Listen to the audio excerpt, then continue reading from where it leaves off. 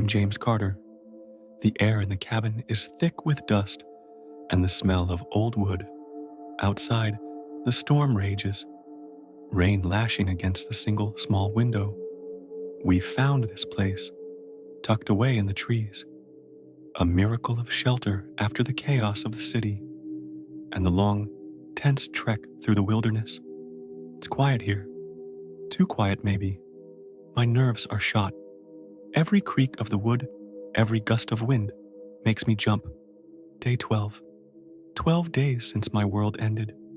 My face, lean and unshaven, stares back from a cracked piece of glass. Tired hazel eyes, a permanent furrow in my brow. Ivan found the cabin, or maybe he knew it was here. With Ivan, it's always hard to tell. He just led us to it. Silent, efficient. He cleared it, checked for dangers. His movements economical, practiced. While he did that, I stumbled over something in a dark corner. A small metal box, half hidden under rotting floorboards. Inside, a few rusted tools, some dry matches, and a folded piece of paper. It wasn't a journal. It was a note, military issue by the look of it, written quickly in harsh, blocky Russian letters. I'm still learning the language, picking up words out of necessity. Artem helps when he can. But this note, it was mostly technical terms, abbreviations, military jargon. Ivan took it, his face impassive as he read. Then he handed it back to me. A strange look in his eyes. Not fear exactly, something colder. I've been trying to decipher it, piece by piece. My pen is out, scratching translations into my journal, trying to make sense of the cryptic phrases. Unit 7, designation, Chimera, containment failure, Zone B compromised. Prioritize asset retrieval over, liquidation. Words like Chimera, containment, liquidation, they don't belong in a world of shambling dead. They sound like science, like something created. It ties into the whispers Yuri mentioned, the rumors of military experiments. My gut twists. This isn't just a random outbreak. This feels planned, or at least mishandled on a catastrophic scale by people who were playing with fire. It reminds me of reports I've filed, stories of clandestine government projects, things hidden from the public in the name of national security. How many times have those secrets backfired? Sasha is asleep near the small fireplace, huddled under a blanket, her injured leg stretched out. She still looks pale, but her breathing is steady. Artem sits near the window, staring out at the rain, his face reflected in the glass. He's a wiry kid, his dark blonde hair messy, his haunted blue eyes distant. He clutches his crowbar even in his sleep. He's seen too much. We all have. He turns and sees me struggling with the note. Что это? What is it? He asks, his voice quiet. I show him the note. He reads it, his brow furrowing deeper. His English is getting better, but these words... Chimera? Это... Что? Chimera?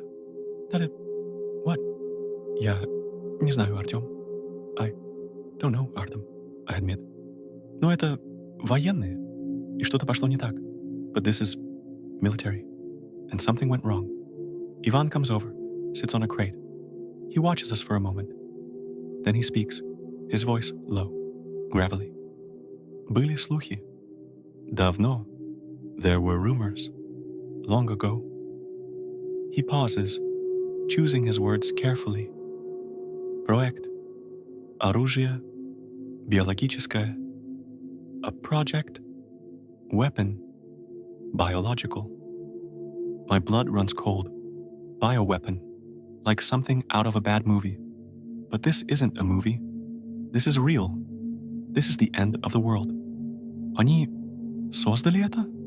They created this. Ivan shrugs, a small, grim movement.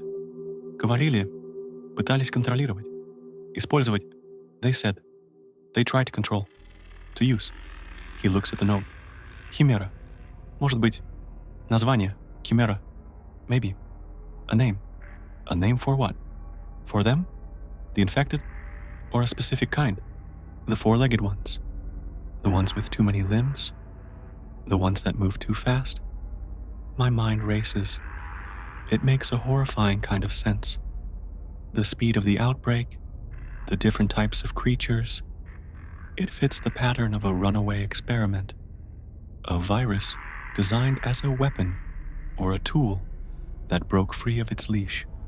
It's the ultimate allegory of unchecked power and scientific hubris, humanity playing God, and the consequences being truly biblical.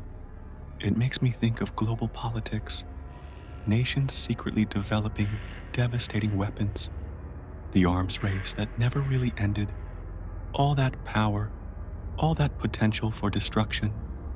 And this is the result.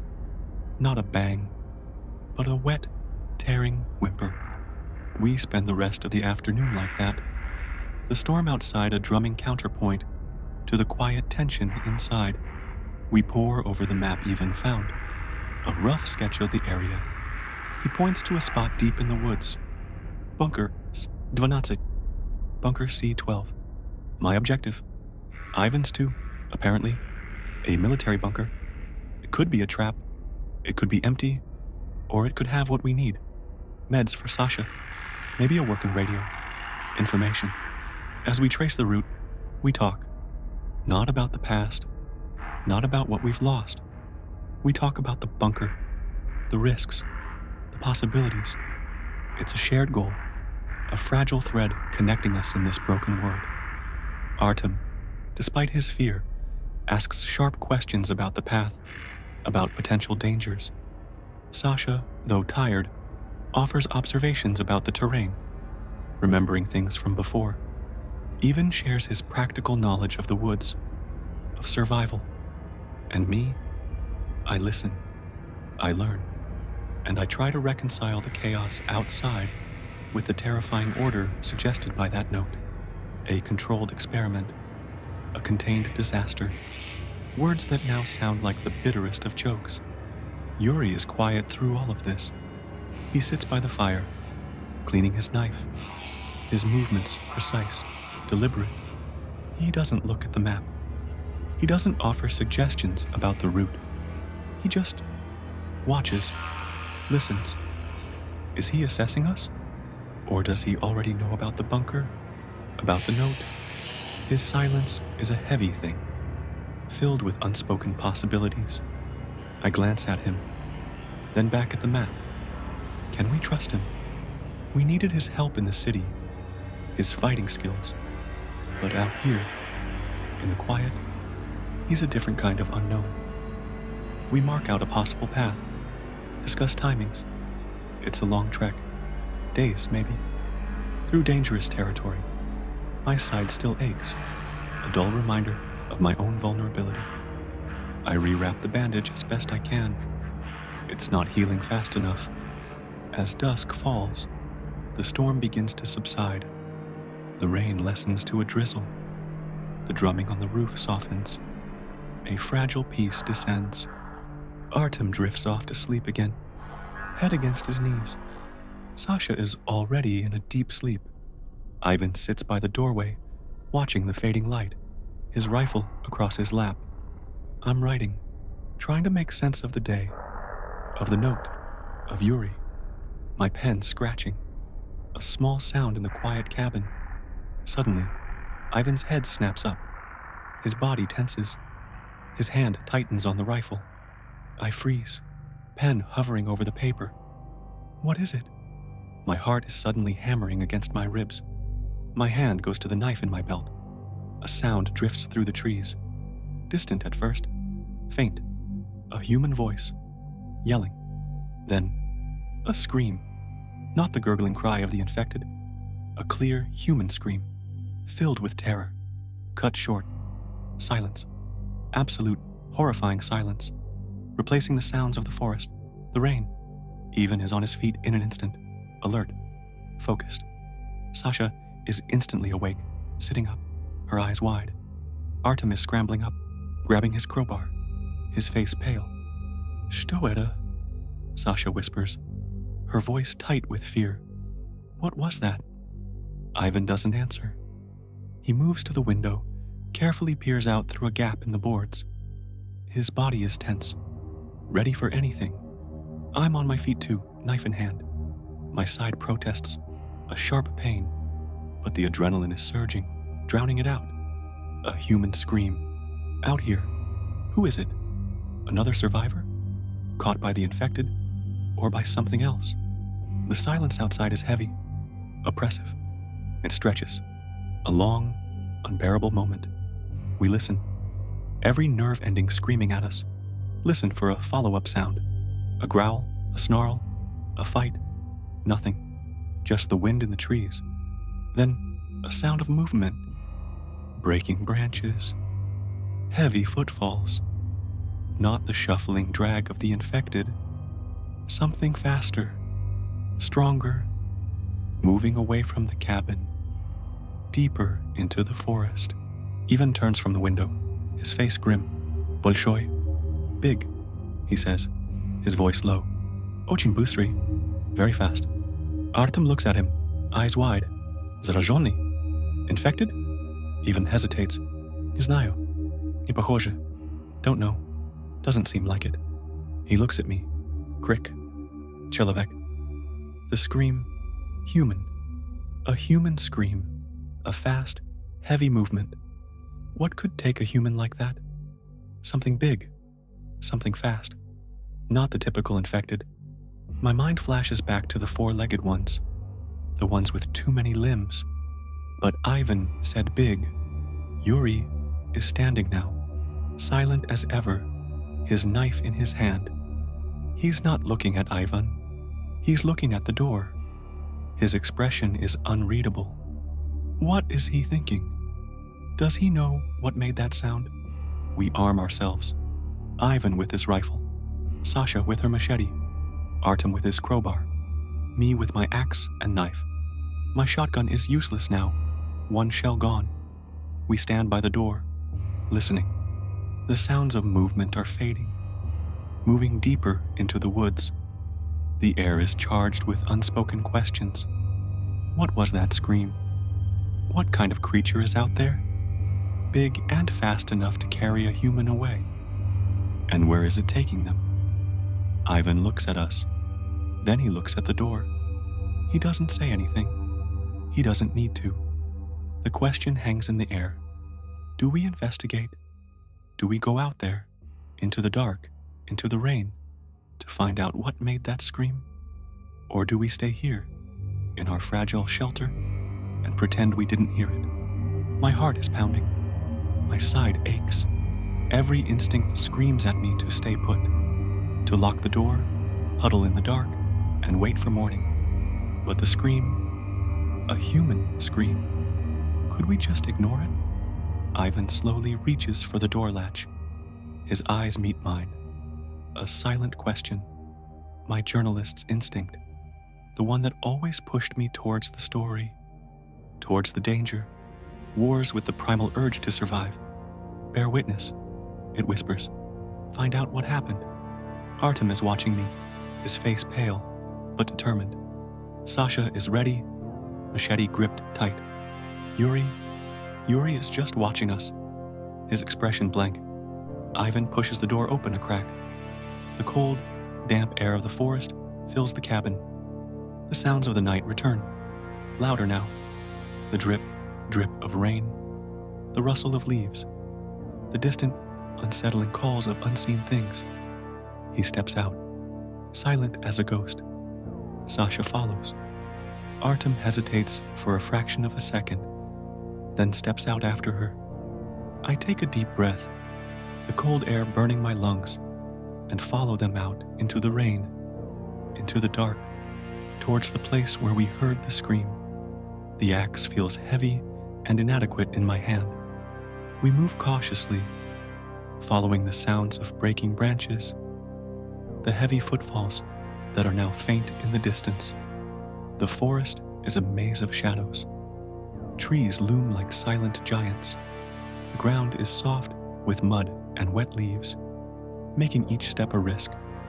Ivan is a dark shape ahead, moving with unnatural ease through the undergrowth. Sasha limps but keeps up, her determination pushing her through the pain. Artem is close behind her, his eyes wide, scanning the darkness. I bring up the rear, trying to be quiet, listening for any sound that isn't our own movement or the sounds of the forest. The thought of what could be out here, big and fast enough to take a human, it chills me to the bone. Is it another creature entirely? A mutation we haven't seen before? Or is it something else? Something tied to that note? To the word Chimera? We move for what feels like an eternity. The sounds of movement ahead are getting fainter. Whoever, or whatever, made that scream is being taken deep into the woods. Then we see it. A clearing ahead, lit by a single, flickering light, and the sounds of movement are clearer now. Dragging. Something heavy being dragged over the ground. Ivan signals us to stop.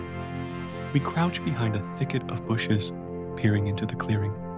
The light comes from a makeshift fire, and silhouetted against the flames, a creature.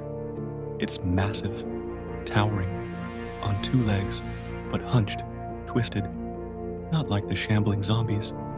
Faster, more powerful, and it's dragging something, a human body. The one who screamed. The creature stops by the fire. It lowers the body, and as it moves, I see it clearly for a moment in the firelight. Not just infected, changed. Plates of bone or chitin distorting its form, limbs that seem too long, and its head twisted with something glinting in the light that isn't eyes. It begins to do something to the body, something sickening. Artem makes a sound, a choked gasp. Sasha turns away, her face hidden. My stomach heaves. This is a different kind of horror, not just mindless hunger, something deliberate. The creature looks up, as if it sensed our presence. Its head swivels. It lets out a low growl, a sound that is both animal and something else entirely. A challenge. We are seen. We are exposed. The massive creature, the one that carried a human like a rag doll, starts to move towards the edge of the clearing, towards us. My pen trembles in my hand as I try to write this down. The terrifying truth. The horrors are evolving, and the military, their experiments. What have they unleashed? This is James Carter. We went looking for the source of the scream. We found something far worse, something that chills me to my core. The allegories, the unchecked power, the monstrous creations, the secrets buried in the dark. They are all real, and they are hunting us. If you are still out there, if you are listening, if you want to know what that creature is, and if we can survive its hunt, then please subscribe to Beyond Blackout. We are in the heart of the darkness now, and I don't know if we can find our way back to the light.